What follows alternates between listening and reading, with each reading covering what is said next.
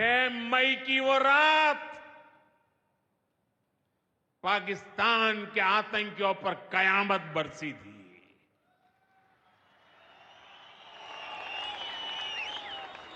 अब पाकिस्तान कभी भी ऑपरेशन सिंदूर का नाम सुनेगा तो उसे अपनी शर्मनाक शिकस्त याद आएगी। पाकिस्तानी फौज और आतंकियों ने कभी सोचा नहीं था कि भारत पाकिस्तान में सैकड़ों किलोमीटर अंदर जाकर के आतंकवादियों पर इस तरह वार करेगा। बरसों की मेहनत से उन्होंने आतंक की जो इमारतें बनाई थी वो कुछ ही मिनटों में खंडहर में बदल गई है।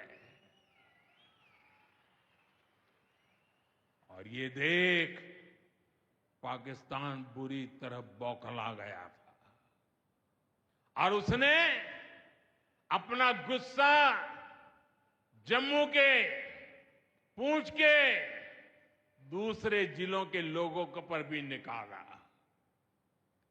पूरी दुनिया ने देखा कि पाकिस्तान ने कैसे यहां घर उजाड़े, बच्चों पर गोले फेंके, स्कूल अस्पताल तबाह किए, मंदिर मस्जिद गुरुद्वारों पर शेलिंग की। आपने जिस तरह पाकिस्तान के हमलों का मुकाबला किया वो हर देशवासी ने देखा है। इसलिए अपने परिवारजनों ने उनके साथ हर देशवासी पूरी शक्ति से खड़ा है। साथियों, जिन लोगों की क्रॉस बॉर्डर फायरिंग में मृत्यु हुई है उनके परिवार के सदस्य को कुछ दिन पहले ही नियुक्ति पत्र सौंपे गए हैं। शेलिंग से प्रभावित 2000 से ज्यादा परिवारों की तकलीफ भी हमारी अपनी तकलीफ है। इन परिवारों को शेलिंग के बाद अपने घर की मरम्मत के लिए आर्थिक मदद दी गई थी। अब केंद्र सरकार ने ये तय किया है कि इस मदद को और बढ़ाया जाए। आज के इस कार्यक्रम में मैं इसकी भी जानकारी आपको देना चाहता हूं। साथियों, जिन घरों में बहुत ज्यादा नुकसान हुआ है उन्हें अब 2 लाख रुपए और जो घर आंशिक रूप से क्षतिग्रस्त हुए उन्हें 1 लाख रुपए की सहायता अलग से दी जाएगी, अतिरिक्त दी जाएगी। यानी अब उन्हें पहली बार की मदद के बाद ये एक्स्ट्रा धनराशि मिलेगी। साथियों, हमारी सरकार बॉर्डर किनारे बसे लोगों को देश का प्रथम प्रहरी मानती है। बीते दशक में सरकार ने बॉर्डर के जिलों में विकास और सुरक्षा के लिए अभूतपूर्व काम किया है।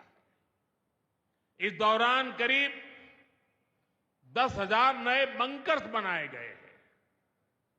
इन बंकरों ने ऑपरेशन सिंदूर के बाद बने हालात में लोगों का जीवन बचाने में बड़ी मदद की है।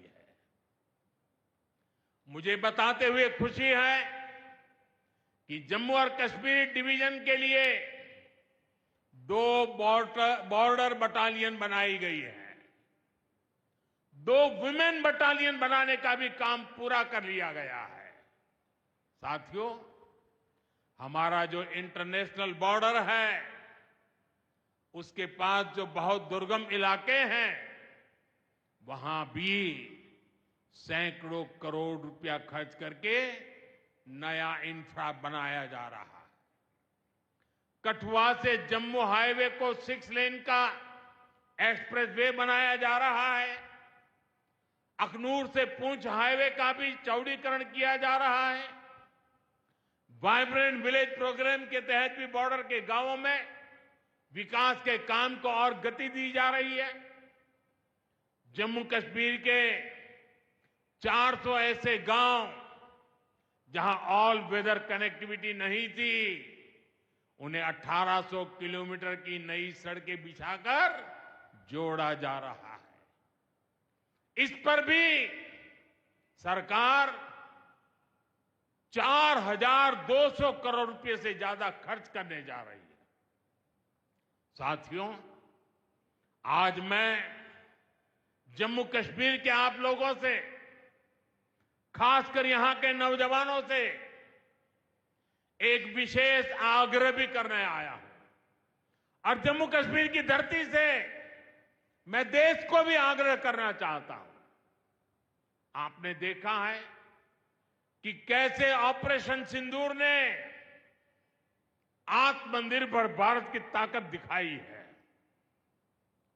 आज दुनिया भारत के डिफेंस इकोसिस्टम की चर्चा कर रही है, और इसके पीछे एक ही कारण है, हमारी सेनाओं का मेक इन इंडिया पर भरोसा।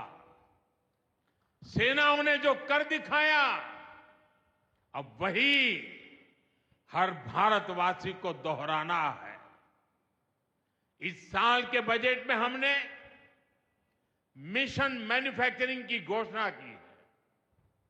इस मिशन के तहत सरकार मैन्युफैक्चरिंग को नई उड़ान देने का काम कर रही है।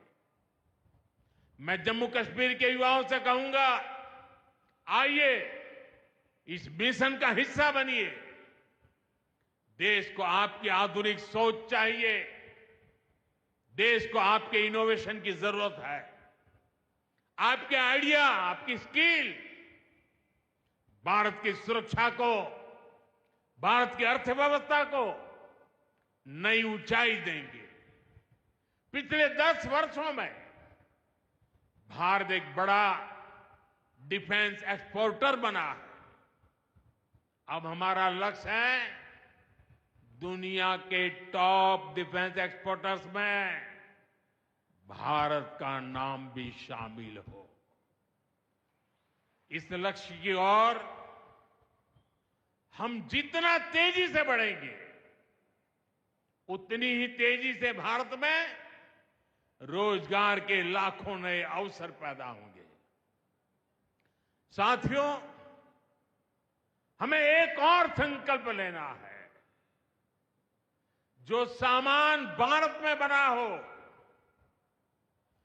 जिसमें हमारे देशवासियों का पसीना लगा हो,